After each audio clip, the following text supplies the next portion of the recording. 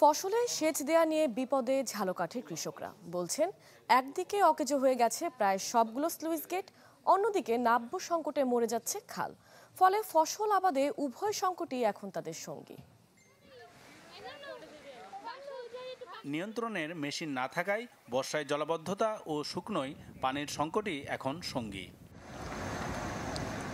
রক্ষণাবেক্ষণের অভাবে অকেজো হয়ে পড়ে আছে সবগুলো স্লুইস গেট। ৮০ দশকে ঝালকাঠির ৪ উপজেলায় স্লুইস গেট নির্মাণ করে পানি উন্নয়ন বোর্ড। সেচ সংকটের সমাধানে এই উদ্যোগ নেওয়া হলেও এখন জলাবদ্ধতা ও পানি সংকটই নিত্য সঙ্গী। স্লুইস গেটটা আমাকে গলার কাটা, ওটাই কোনো লাভ হয় না, লস আরো ক্ষতি হয় বেশি।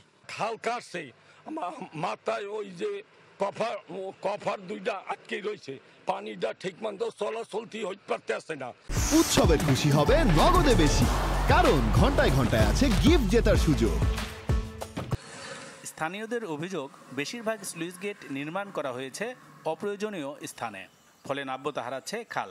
তাই শিগগিরই কম দরকারি স্লুইস গেট অপসারণের দাবি এলাকাবাসীর। কোন রকমের কোদালটা সাইজে মাইছে নিজের মাটিটা স্যার কোনো খরণ করে না। বিলের পানি উঠতে না ভালো, এই টগরে আটকা, এইটা পরিষ্কার করার জন্য এই দাবি জানাই। পানি উন্নয়ন বোর্ড বলছে, বরিশাল সেচ প্রকল্পের আওতায় এ নিয়ে জরিপ চলছে, শেষ হলে অতি দ্রুত ব্যবস্থা নেওয়া হবে।